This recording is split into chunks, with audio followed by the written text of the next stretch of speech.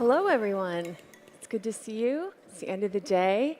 I'm not sure how many Britney Spears jokes have been made, but I do appreciate the mics. It's a nice change. And thanks to Mike and the first panel for breaking open that relationship between operators and leagues and media giants. And now we're going to take that conversation a step farther and talk about how you actually monetize that and what it means once you have that attention, how you transition that into actionable attention and revenue for your audience and for your brands. And we have two ringers here. I'm very excited for this talk. It's going to be great. We have Mark Phillips, he's CEO of Are You Watching This and MaxBet. Yes. And then we also have Gregg Sussman, VP of Content at SportsGrid. So thank you for being here. Can you guys just give us like a Reader's Digest version of what you guys do? You want to go first, my friend? Sure. I feel like I have to be close to him because we just realized we were born in the same place. So probably the same age, right? Yeah, we're good, yeah. Pretty much the same. So I'm VP of Content for SportsGrid, which is a 24/7 sports wagering network, really. We are live for 18 hours a day, just producing content for our audience to learn. And we use real-time data and analysis for our audience to understand, hey, this is a good opportunity to make a bet. This is a good opportunity to get in and get involved and get in the mix. Ultimately, we're not a sports book. We don't want to be a sports book. But if you are going to use a sports book and you're going to place a wager or you're going to participate in sweeps or casino games, right, we're here for you. We are a resource to you, and we want to be able to engage with our audience. We want to be a premier second screen experience. We want to preview games. We want to be live during the games. We want to be live after the games. So that's 18 hours a day for our audience. And I run Are You Watching This? We're a sports excitement analytics company. It's a fancy way of saying we figure out when sporting events get exciting, give you a digital tap on the shoulder when it's time to run to the couch. We're B2B, so we license this data to lots of large companies that you've heard of. But the main goal is to make sure that you're not the loser at the water cooler the next day that missed the big game. Right after PASPA fell, we launched a gambling arm called MaxBet. And what MaxBet does is it builds on top of all of the data we have about what's exciting and our ability to normalize and clean lots of disparate types of data to help sports media and sports adjacent and performance marketers monetize their sports content with live odds, live lines that deep link directly to books. That's great. So you both are seeing firsthand what's actually keeping fans engaged beyond just watching. What are some, what's actually working for you guys? So I've seen it a lot today in the panels that I've seen, but it's just about being authentic, right? You've heard that word, it's a buzzword, and I get that. But for us, if you are a gambling expert, but you don't actually bet on the game, people can see right through that. They understand when you are not telling the truth, that you're not understanding the product, you're not using the right terminology. If you are talking about sweeps, but you don't actually play the sweeps, the real audience will totally understand that. And that's why you're seeing the Gen Z go to Reddit and go to Twitch and go to Kick and was talking about on our panels because it's real people, it's authentic. You can totally identify with them. And I think that's what we do so well at SportsGrid is that we are not just making things up on the fly. It's just like, hey, you're going to watch us bet this live on air, and then you are going to sweat with us. And it's going to be real, and it's going to be authentic, and it's going to be fun. And I think it would be different if we're just all watching the game together. But if you are betting with us, and then you are watching us sweat, and then you are also learning along the way, and you are finding out these angles that maybe you didn't know exist, there's an education there. And I think that what we do really, really well is educate the audience, help the audience, and then entertain the audience. And if we hit all three, then we're doing something right. Mm-hmm. And just to jump on that, in the end, we're human beings. We're animals that enjoy connection. And even though COVID feels like a lifetime ago, we're all still sort of relearning how we're interacting and socializing with each other. Sometimes when I'm watching a play, a replay, a dunk, a touchdown, it's Saquon Barkley jumping backwards over people. Sometimes I love almost watching the fans' reaction to the game or to the play almost as much as the play itself. We're wired to want to connect to people, and that's what I love about SportsGrid. It's, yes, I can sit on my couch and watch a game, but if I have that second screen experience, it's helping me get excited. It's infectious. Anyone that's been to, MSG just up the street or any stadium, when it's rocking, there's there's something just really special and addictive about that. And that's what we try to tap into as well. When you can find those great games, not only are they more fun to watch, but they're more fun to bet on. But I think you just mentioned it, right, with Saquon Barkley. Saquon Barkley does that. You want to watch the rest of the Eagles game, and it's just, okay, how do I do that? Where do I do that? When do I do that? And it's easy if you're not in the market. Like, what are you going to do? How are you going to find it? And it's one thing that you know that's on Fox, you know it's on CBS, but like, the NFC isn't always on Fox, and the AFC isn't always on CBS. So it's not as easy as it once was. At SportsGrid, it's great because we're a second screen experience. We're on all the time. But if you want to find the first screen and you want to find that, it's not so easy. And that's what's awesome about what you guys are doing, because you're making it way easier for people to find it. I was sitting in a sports bar the night of the crazy Netflix meltdown of Jake Paul and Mike Tyson, and I was sitting next to a Chiefs fan who had no idea the Christmas game was going to be on Netflix. This is a diehard fan, and he had no clue, because fragmentation is getting just ridiculous. And we're all tearing our hair out about it. Everyone's had that experience where you're sitting in a sports bar, you're trying to watch a game, and you know there's, let's say, a no-hitter on, and it's not on any TV, and there's ESPN News playing in a 24-hour loop, not to take shots at ESPN News, but the idea of there's always great content that, whether it's our algorithms that are finding it automatically and objectively, or SportsGrid that is, by definition and by choice, subjective, there's, for me, it's curation. I mean, that's what all of this comes down to. We're overwhelming people with choice, whether it's games, making it hard to find where they are, and giving them 10,000 things to bet on, when sometimes you just want a little bit of nudge for that right bet for you, or to have that sort of sports concierge that's going to guide you through what makes the most sense. And really, this week's a really good example. And we were just talking about it, but this afternoon, there's every conference tournament on. And we went to a bar to go watch St. John's. And Fox has a game. You know, the Big East is always on Fox. Okay, cool. Well, it's not on Fox. Oh, all right. So then you try ESPN. Oh, it's not there. You go to Big 12. I have no idea where to watch the St. John's game. It's in New York, down the street, like you said, at Madison Square Garden. And as an avid college basketball fan, I have no idea where to watch this game. And you try everything. But as a resource to defragmentize all the fragmentization, be very, very helpful. And that's where it's really, really helpful. Yeah, Mark, I liked what you said about fragmentation, because we touched on this a little bit in the panel prep call. And you were talking about how it actually is helpful to have notifications in a centralized space, which is what you do. Can you go into that a little bit more? Because there are so many platforms everywhere, like you were saying. Like, where do you find things? So what are your thoughts on that? Sure. I mean, Messi's playing in the CONCACAF Champions League tonight, and I would probably need 3 guesses before I knew exactly how to watch. But if I knew that there was a great game going on and I got that nudge with a link just to either go buy a pass or buy a subscription, I'd do that in a second. You know, 2 of my favorite stats: 1 out of 4 days of the year has 100 sporting events, and the busiest day of the year is always the second Saturday of November. And it's not what you would expect. For us, we're all about curation. So when the Super Bowl's happening, there's nothing I can do for you. You're probably watching the Super Bowl anyway. You know how to find March Madness. But when there's so much content, and then we amplify that with fragmentation, getting that nudge of when to watch is important.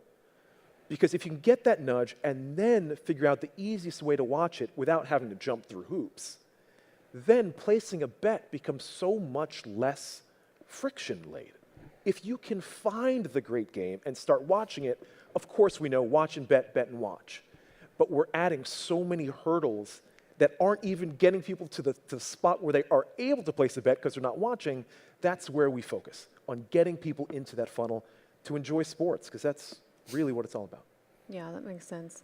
And right now there's a lot of buzz about like micro wagering and betting integrations, gamification.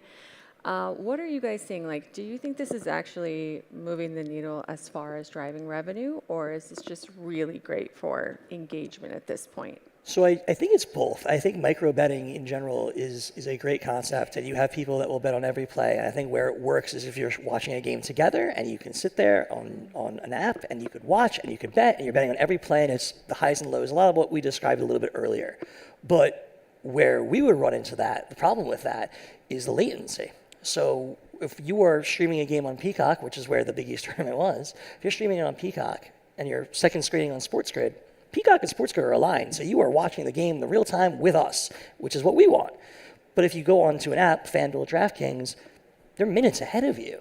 So it's micro betting. It's really hard to analyze it for us because they're way ahead. And when there's halftime, we see our numbers spike. Why? Because people can then reset. They can come in, place bets for the second half. Timeouts, we see our numbers go up as well. When there's a pause in the action, which means you are not ahead of the game on the app, you can catch up with us, then the audience will be more apt to come and watch us and then place a bet. Micro betting is, again, great in theory and concept, but for us, it's very hard to do in real time when there is that latency. And for me, I agree with all of that. I think my concern is just overloading customers. I had a short career in the automotive industry, and what they were priding themselves on at the time was giving people as much choice as possible. You want a sunroof, you want 14-inch wheels, 16-inch wheels, you can do it all. What they found, not only was that hard for them from a manufacturing perspective, but if people weren't confident in the choices they were making, they were less likely to buy the car.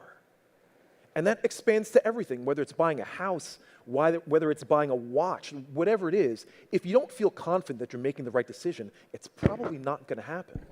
They found when they reduced the number of options, people converted more because they felt more sure about the decision that they were making.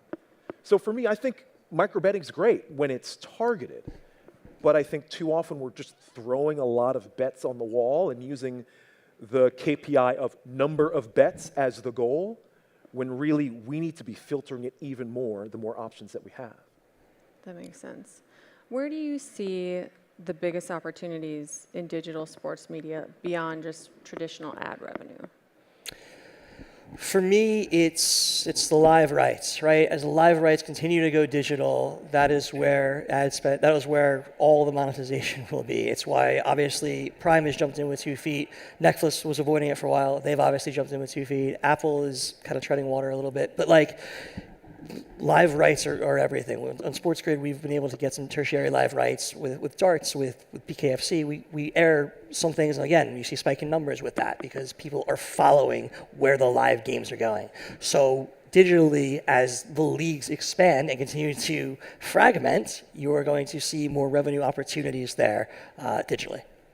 For me, our holy grail for a long time has been, if I can send you an alert that says LeBron James has 60 points through 3 quarters, do you want to pay 99 cents to watch the finish? Or do you want to place a wager on if he'll beat Kobe's 81-point Laker record? Place a wager, we'll let you watch for free. Can I buy a LeBron jersey too? Jersey, you're buying tickets for the next game, like any sort of monetization, thank you, helps. But if you give someone that two-sided option of, do you want to engage with currency and purchase something, or do you just want to place a straight wager? If you hit someone at the right time, it's hard to say no to both of those. If I'm a big Lakers fan, I might want to get an alert when he's got 40 points at halftime. If, I mean, you're a Terps fan, but let's say you want to watch, you're maybe not a LeBron fan, theoretically. Maybe you don't want to know until there's 2 minutes left and he's at 75. And that ability to sort of figure out that fingerprint of fandom is what we try to lean into a lot, because you see often with sports apps, it's, okay, you've started up, who are you a fan of? And you check a box like it's binary. But it's not. I'm a Yankees fan. I'm a tortured Knicks fan. Those fandoms are very, very different, and I interact with the teams different ways. So I think finding that fingerprint is the biggest opportunity. Yeah.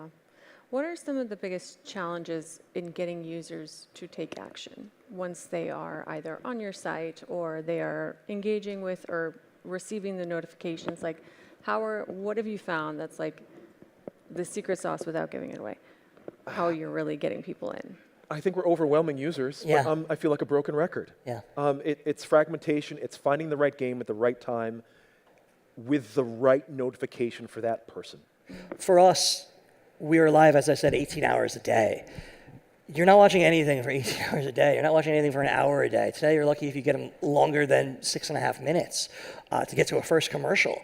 So for us, it's so much content that we are producing, and it's so much content we are asking people to watch and stick with us and stay. You mentioned the Super Bowl. Obviously, it's the biggest event of the year. It's our most watched day of the year. But everyone's watching the Super Bowl, and there's only a game like this. You're gonna stop betting at some point because the game's over.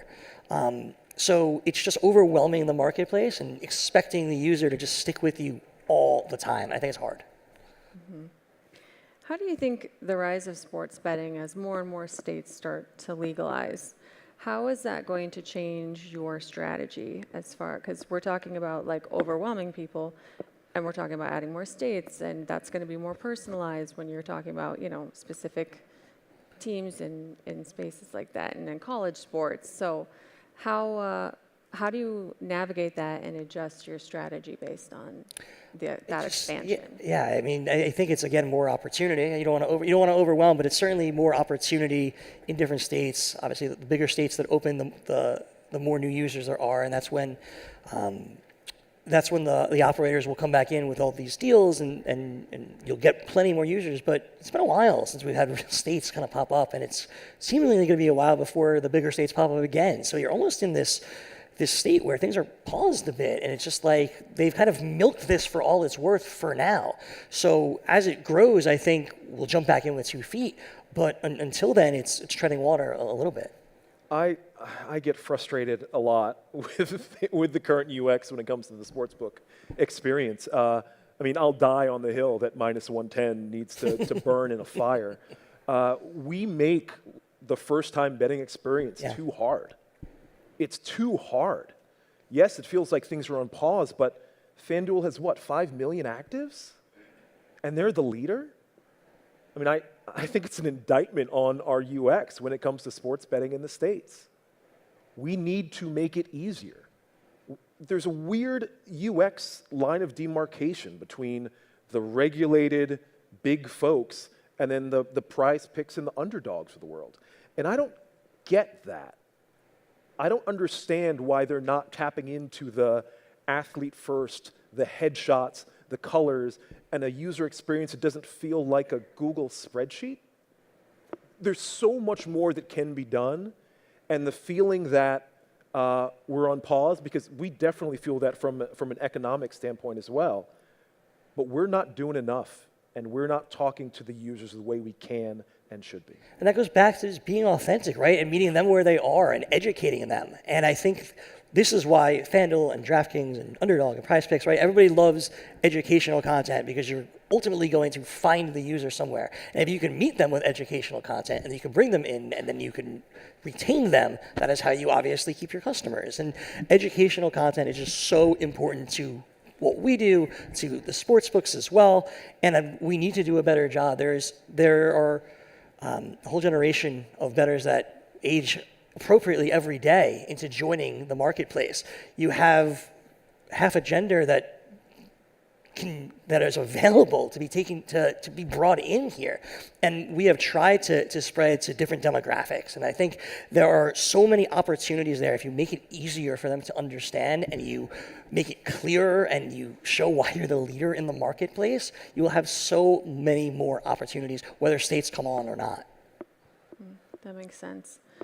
So as we wrap up here, what are your bold predictions for the next 1 to 5 years when it comes to You want to go first? Yeah. sports betting, content, revenue? So obviously ESPN is launching their new flagship product, DTC. And we talked about it a little while ago about live rights just continue to be fragmented, and this is the key to everything.